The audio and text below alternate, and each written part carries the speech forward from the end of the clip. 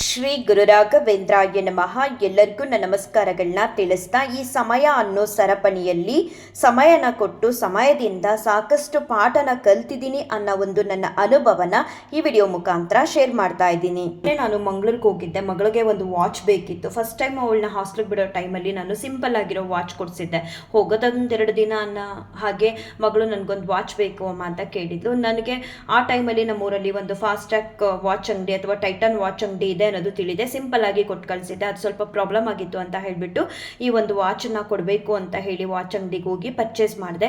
ಸುಮಾರು ದಿನದಿಂದ ಅನ್ಕೊಳ್ತಾನೆ ಇದ್ದೆ ಮಗಳನ್ನ ನೋಡೋದಕ್ಕೆ ಅಂತ, ನೆಕ್ಸ್ಟ್ ಟೈಮ್ ಹೋಗುವಾಗ ವಾಚ್ ತಗೋಬೇಕು ಅಂತ. ನಾನೊಂದು ಸಿಲ್ವರ್ ವಾಚ್ ಕೂಡ ನೋಡಿದ್ದೆ ಮದ್ದೂರಲ್ಲಿ, ಬಟ್ ಮಗಳು ಆ ವಾಚ್ ಬೇಡ ಅಂತ ಅಂದಿದ್ದಕ್ಕೆ ನಮ್ಮೂರಲ್ಲಿರುವಂಥ ಒಂದು ಫಾಸ್ಟ್ಯಾಗ್ ಮತ್ತು ಟೈಟನ್ ವಾಚ್ ಅಂಗಡಿಗೆ ಹೋಗ್ಬಿಟ್ಟು ಈ ವಾಚನ್ನ ಪರ್ಚೇಸ್ ಮಾಡಿದೆ. ತುಂಬ ಖುಷಿ ಆಯಿತು.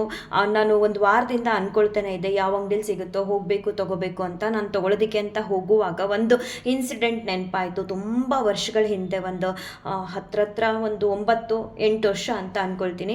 ಅಷ್ಟು ವರ್ಷಗಳ ಹಿಂದೆ ನಾನು ನನ್ನ ಮಗಳು ಅರ್ಸು ರೋಡ್ಗೆ ಹೋಗಿ ನಮ್ಮ ಮನೆಯವ್ರಿಗೆ ವಾಚ್ ಕೊಡಬೇಕು ಅಂತ ಹುಡುಕಿ ತಂದುಕೊಟ್ಟಿದ್ವಿ. ಆದರೆ ಈ ಸಲ ನನ್ನ ಮಗಳಿಗೆ ವಾಚ್ ಕೊಡಬೇಕು ಅಂತ ಅಂದ್ಕೊಂಡು ಅವಳಿಗೆ ವಾಚ್ ಪರ್ಚೇಸ್ ಮಾಡೋದಕ್ಕೆ ಅಂತ ಹೋಗುವಾಗ ನಾನು ಮತ್ತು ನಮ್ಮ ಮನೆಯವರು ಹೋಗಿ ಪರ್ಚೇಸ್ ಮಾಡಿ ತಂದುಕೊಟ್ವಿ. ಖುಷಿ ಏನು ಅಂತ ಅಂದರೆ, ಈ ವಾಚ್ ಪರ್ಚೇಸ್ ಮಾಡೋಕ್ಕೆ ಹೋಗಿದ್ದಂತಹ ಅಂಗಡಿಲಿ ರಾಘವೇಂದ್ರ ಸ್ವಾಮಿಯವರು ಇದ್ದರು. ತುಂಬ ಖುಷಿ ಆಯಿತು. ಈಗ ಸಾಮಾನ್ಯವಾಗಿ ಈ ರೀತಿ ಫೀಲ್ ಎಲ್ಲರಿಗೂ ಕೂಡ ಆಗೇ ಆಗುತ್ತೆ. ನಾವೇನಾದರೂ ಒಂದು ಹೊರಗಡೆ ಹೋಗುವಾಗ ಎಲ್ಲಾದರೂ ರಾಘವೇಂದ್ರ ಸ್ವಾಮಿಯವ್ರ ಫೋಟೋ, ಮೂರ್ತಿ, ವಿಗ್ರಹ, ದೇವಸ್ಥಾನ ಕಂಡಾಗ ಸಿಕ್ಕಾಬಟ್ಟೆ ಖುಷಿಯಾಗುತ್ತೆ. ಏನಿಲ್ಲ ಅಂದ್ರೂ ಯಾವುದಾದ್ರೂ ಆಟೋ, ಕಾರು, ಗಾಡಿ ಮೇಲೆ ರಾಯರಿದ್ದಾರೆ ಅಂತ ಬರೆದಿರೋದನ್ನು ನೋಡಿದ್ರೇ ನಮಗೆ ಸಿಕ್ಕಾಬಟ್ಟೆ ಖುಷಿ ಆಗುತ್ತೆ. ಹಾಗಿರುವಾಗ ನಾನು ವಾಚ್ ಪರ್ಚೇಸ್ ಮಾಡೋಕ್ಕೆ ಅಂತ ಹೋಗಿದ್ದ ಅಂಗಡಿಲೇ ರಾಘವೇಂದ್ರ ಸ್ವಾಮಿಯವ್ರ ಫೋಟೋ ಇತ್ತು. ನೋಡಿ ತುಂಬ ಖುಷಿ ಆಯಿತು. ಈ ವಾಚನ್ನ ನೋಡ್ತಿರುವಾಗ ನನಗೆ ನೆನಪಾಗಿದ್ದು ಇಷ್ಟೇ, ಸಮಯ ಅನ್ನೋದನ್ನು ನಾನು ಬೇರೆಯವ್ರಿಗೆ ಕೊಟ್ಟು ಆ ಸಮಯದಿಂದ ಸಿಕ್ಕಾಬಟ್ಟೆ ಪಾಠನ ಕಲ್ತಿದ್ದೀನಿ. ನನ್ನವ್ರು ಯಾರು, ನಮ್ಮವ್ರು ಯಾರು ಅಂತ ತಿಳಿದೆ. ಎಲ್ಲರನ್ನೂ ಕೂಡ ನಮ್ಮವರು ಅಂತ ಅಂದ್ಕೊಳ್ತಿದ್ದೆ. ಈಗ ನಮ್ಮ ಮನೇಲಿ ನನ್ನ ಮಗಳು ಮತ್ತು ನಮ್ಮ ಮನೆಯವರು ಹೇಗೆ, ಹಾಗೆ ನಾನು ಯಾರೊಬ್ಬರು ನಮಗೆ ಫ್ರೆಂಡಾಗಿ ಮಾತಾಡ್ಸಿದ್ರು ಕೂಡ, ಓ ನನ್ನಷ್ಟೇ ಒಳ್ಳೆಯವರು ಇವ್ರ ಮನಸ್ಸಲ್ಲಿ ಏನಿದೆ, ಇವ್ರ ಹಿಂದೆ ಹೇಗೆ, ನನ್ನ ಬಗ್ಗೆ ಯಾವ ರೀತಿ ಯೋಚನೆ ಮಾಡ್ತಾರೆ, ಯಾವುದನ್ನೂ ಕೂಡ ನಾನು ಅರ್ಥ ಮಾಡ್ಕೊಳ್ದೆ. ಸಡನ್ನಾಗಿ ಎಲ್ಲರನ್ನೂ ಕೂಡ ನಮ್ಮವರು ಅಂತ ಅಂದ್ಕೊಳ್ತಿದ್ದೆ. ಅದರಿಂದ ನಾನು ಈ ಒಂದು ಸಮಯದಿಂದ ಸಿಕ್ಕಾಬಟ್ಟೆ ಪಾಠನ ಕಲ್ತಿದ್ದೀನಿ. ಈ ವಿಡಿಯೋ ಮೂಲಕ ನಾನು ಹೇಳೋದೇನಂತ ಅಂದರೆ, ಮೊದಲನೇದಾಗಿ ನಮ್ಮವರು ಯಾರು ಅನ್ನೋದನ್ನು ಅರ್ಥ ಮಾಡ್ಕೋಬೇಕು. ಅರ್ಥ ಮಾಡ್ಕೊಳ್ದೆ ಸಿಕ್ಕಾಬಟ್ಟೆ ನಮ್ಮವರು ಯಾರು ಅಂತ ತಿಳಿದೆ ಅಂಥವ್ರಿಗೆಲ್ಲ ನಾವು ಸಮಯನ ಕೊಡ್ತಿರ್ತೀವಿ. ನಮ್ಮ ಕಷ್ಟದ ಸಮಯದಲ್ಲಿ ಭಗವಂತ ಕೈ ಹಿಡ್ದೇ ಹಿಡಿತಾರೆ. ಈಗ ನಾವು ರಾಘವೇಂದ್ರ ಸ್ವಾಮಿಯವ್ರನ್ನ ನಾವು ಆರಾಧಿಸ್ತಾ ಬರ್ತಿದ್ದೀವಿ ಪ್ರತಿ ವಾರ, ಪ್ರತಿನಿತ್ಯ. ಈಗ ನಮಗೆ ಮುಂಚೆ ಹಾಗೆ ಕಷ್ಟಗಳೇ ಬರ್ದೇರ ಹಾಗೆ ಕಾಪಾಡೋದಕ್ಕೆ ರಾಘವೇಂದ್ರ ಸ್ವಾಮಿಯವರು ಇದ್ದಾರೆ. ಆದರೆ ರಾಘವೇಂದ್ರ ಸ್ವಾಮಿಯವರು ಬರೋದಕ್ಕೂ ಮುಂಚೆ ನನ್ನ ಬದುಕಲ್ಲಿ ಸಿಕ್ಕಾಬಟ್ಟೆ ಕಷ್ಟ ಕಾರ್ಪಣ್ಯಗಳಿತ್ತು, ದುಃಖ ದುಮ್ಮಾನಗಳಿತ್ತು, ನೋವು ಅವಮಾನಗಳಿದ್ದು. ಅಂಥ ಸಮಯದಲ್ಲಿ ನನ್ನವರು ಯಾರು ಅಂತ ನನಗೆ ಭಗವಂತ ಸಾಕಷ್ಟು ಅವಕಾಶಗಳನ್ನ ಮಾಡಿಕೊಟ್ರು. ತಿಳ್ಕೊ ನಿನ್ನವ್ರು ಯಾರು ಅಂತ. ಆಗ ನನ್ನವರು ಮತ್ತು ನಮ್ಮವರು ಯಾರು ಅನ್ನೋದನ್ನು ನಾನು ತಿಳ್ಕೊಳ್ಳದೆ ಹೋದೆ.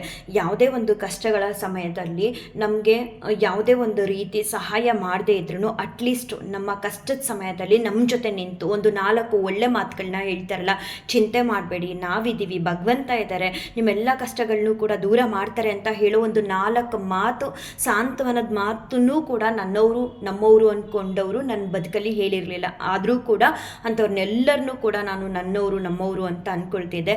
ರಾಘವೇಂದ್ರ ಸ್ವಾಮಿಯವರ ದಯೆಯಿಂದ ನನ್ನ ಅಜ್ಞಾನದ ಕತ್ತಲು ಕಳೆದು ಜ್ಞಾನದ ಬೆಳಕಿಂದ ನನಗೆ ನನ್ನವ್ರು ಯಾರು, ನಮ್ಮವ್ರು ಯಾರು ಅನ್ನೋ ಒಂದು ತಿಳುವಳಿಕೆನ ರಾಘವೇಂದ್ರ ಸ್ವಾಮಿಯವರು ತಿಳ್ಕೊಳ್ಳೋವಂಥ ಒಂದು ಶಕ್ತಿನ ನೀಡಿದ್ರು.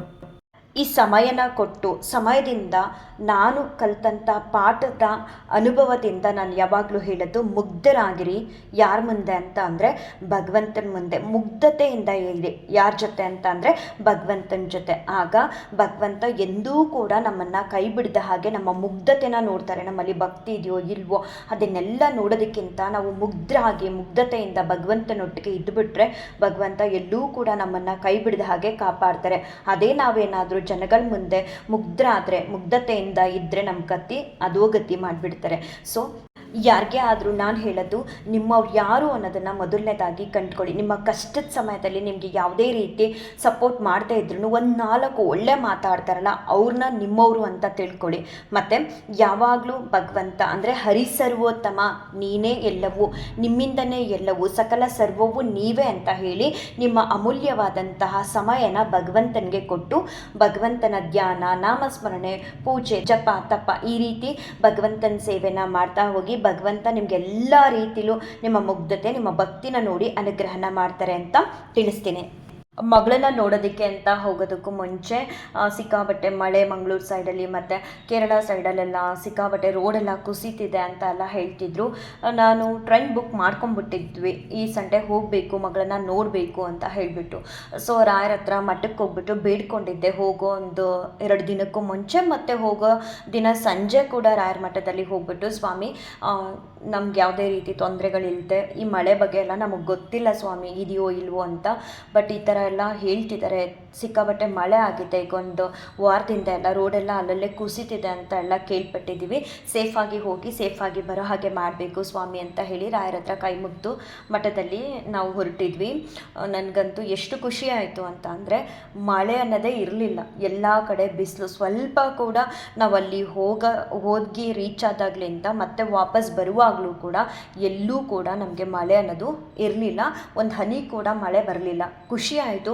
ನನಗೊಂಥರ ಚಿಂತೆ ಇತ್ತು, ಈಗ ರೋಡೆಲ್ಲ ಅರ್ಧಕ್ಕೆ ಕುಸಿತಿದೆ ಅಂತ ಅಂದಾಗ ಯಾರೇ ಆದರೂ ಕೂಡ ನಾವೆಲ್ಲಾದರೂ ಹೋಗಬೇಕು ಒಂದು ಕೆಲಸಕ್ಕೆ ಅಂತ ಅಂದರೆ ಹಿಂದೆ ಜರೀತಾರೆ, ಬೇಡಪ್ಪ ಈ ಮಳೆ ವಾತಾವರಣ ಎಲ್ಲ ಮುಗಿದ್ಮೇಲೆ ಹೋಗೋಣ ಅಂತ. ಬಟ್ ನನಗೆ ಟ್ರೈನ್ ಬುಕ್ ಆಗಿತ್ತು, ಮಗಳನ್ನು ಕೂಡ ನೋಡಬೇಕು ಅಂತ ಅನ್ನಿಸ್ತಿತ್ತು, ಜೊತೆಗೆ ವಾಚ್ ಕೂಡ ಅವಳಿಗೆ ಕೊಡಬೇಕಿತ್ತು. ರಾಯರ ಹತ್ರ ಪ್ರಾರ್ಥನೆ ಮಾಡ್ಕೊಂಡು ಹೋಗಿದ್ವಿ, ಸೇಫಾಗಿ ಹೋಗಿ ಸೇಫಾಗಿ ಬಂದ್ವಿ. ತುಂಬ ಖುಷಿ ಆಯಿತು. ಇದು ಚಿಕ್ಕದಾದರೂ ಕೂಡ ನನ್ನ ಪಾಲಿಗೆ ದೊಡ್ಡ ಅನುಭವ ಅಂತಲೇ ಹೇಳ್ತೀನಿ. ಎಲ್ಲೂ ಕೂಡ ನಾವು ಮಳೆಗೆ ಸಿಗಲಿಲ್ಲ, ಮಳೆ ಅನ್ನೋದೇ ಇರಲಿಲ್ಲ, ಮಳೆನೂ ಕೂಡ ನಾವು ನೋಡಲಿಲ್ಲ. ಅಷ್ಟು ಸೇಫಾಗಿ ಹೋಗಿ ಸೇಫಾಗಿ ಬಂದ್ವಿ. ಹೋಗೋದಕ್ಕೂ ಮುಂಚೆ ಮಳೆ ಬಗ್ಗೆ ಚಿಂತೆ ಇತ್ತು. ಮತ್ತು ರಾಘವೇಂದ್ರ ಸ್ವಾಮಿಯವ್ರ ದಯೆಯಿಂದ ಮಗಳು ಹಾಸ್ಟೆಲಲ್ಲಿ ದಿನದಿಂದ ದಿನಕ್ಕೆ ಅಡ್ಜಸ್ಟ್ ಆಗ್ತಿದ್ದಾಳೆ. ಜರ್ನಿ ಮಾಡಿ ಬಂದಿದ್ದರಿಂದ ಆಯಾಸ ಆಗಿತ್ತು, ರೆಸ್ಟ್ ಮಾಡ್ತಿದ್ದೆ. ಇನ್ನು ಹೇಳಿದ್ದೀನಿ ನಾನು ಹಳೆ ವಿಡಿಯೋದಲ್ಲೇ ಚಾತುರ್ಮಾಸ್ಯದ ಬಗ್ಗೆ ತಿಳಿಸ್ಕೊಡ್ತೀನಿ ಅಂತ. ಖಂಡಿತವಾಗ್ಲೂ ನಾಳೆ ವಿಡಿಯೋದಲ್ಲಿ ಚಾತುರ್ಮಾಸ್ಯ ಅಂತ ಅಂದರೆ ಏನು, ಈ ಚಾತುರ್ಮಾಸ್ಯದಲ್ಲಿ ನಾವು ಯಾವ ರೀತಿ ಭಗವಂತನ ಸೇವೆನ ಮಾಡಬೇಕು, ಅದೆಲ್ಲದಕ್ಕಿಂತ ಹೆಚ್ಚಾಗಿ ನಾವೆಲ್ಲ ರಾಘವೇಂದ್ರ ಸ್ವಾಮಿಯವರ ಭಕ್ತರಾಗಿರೋದ್ರಿಂದ ರಾಘವೇಂದ್ರ ಸ್ವಾಮಿಯವರಿಗೆ ಈ ಚಾತುರ್ಮಾಸ್ಯದ ಸಮಯದಲ್ಲಿ ಸ್ಪೆಷಲ್ ಆಗಿ ಯಾವ್ಯಾವ ತಿಂಗಳು ಯಾವ್ಯಾವ ಪದಾರ್ಥಗಳನ್ನ ನೈವೇದ್ಯ ಮಾಡಬಾರ್ದು ಅನ್ನೋದನ್ನು ಮುಂದಿನ ವಿಡಿಯೋದಲ್ಲಿ ತಿಳಿಸ್ಕೊಡ್ತೀನಿ. ಈ ಸಮಯದ ಸರಪಣಿಯಲ್ಲಿ ಸಮಯನ ಕೊಟ್ಟು ಸಮಯದಿಂದ ಕಲಿತಂತಹ ಪಾಠ ನಾನು ಅಷ್ಟಿಷ್ಟಲ್ಲ. ಹಾಗಾಗಿ ನನ್ನ ಒಂದು ಅನುಭವದ ಮೂಲಕ ನಿಮ್ಮೆಲ್ಲರಿಗೂ ತಿಳಿಸಿರೋದಿಷ್ಟೇ. ನಿಮ್ಮವರು ಯಾರು ಅನ್ನೋದನ್ನು ಕಂಡುಕೊಂಡು ನಂತರ ನಿಮ್ಮ ಸಮಯನ ಅಂಥವ್ರಿಗೆ ಕೊಡಿ. ಇಲ್ಲ ಅಂತ ಅಂದರೆ ಯಾರಿಲ್ಲ ಅಂದರೂ ಪರವಾಗಿಲ್ಲ, ಹರಿ ಸರ್ವೋತ್ತಮ ನೀನೇ ನಮಗೆಲ್ಲ ಅಂತ ಹೇಳಿ ನಿಮ್ಮೆಲ್ಲ ಸಮಯನೂ ಭಗವಂತನಿಗೆ ಕೊಟ್ಟು ನೋಡಿ. ಭಗವಂತ ನಿಮ್ಮನ್ನು ಎಲ್ಲ ರೀತಿಲೂ ಕೈ ಹಿಡಿದು ಉನ್ನತವಾದ ಒಂದು ಜೀವನದ ಹಾದಿಲಿ ನಡೆಸ್ತಾರೆ ಅಂತ ಹೇಳ್ತಾ ಈ ಒಂದು ವಿಡಿಯೋನ ಎಂಡ್ ಮಾಡ್ತೀನಿ. ಶ್ರೀಕೃಷ್ಣಾರ್ಪಣಮಸ್ತು, ಶ್ರೀಕೃಷ್ಣಾರ್ಪಣಮಸ್ತು, ಶ್ರೀಕೃಷ್ಣಾರ್ಪಣಮಸ್ತು.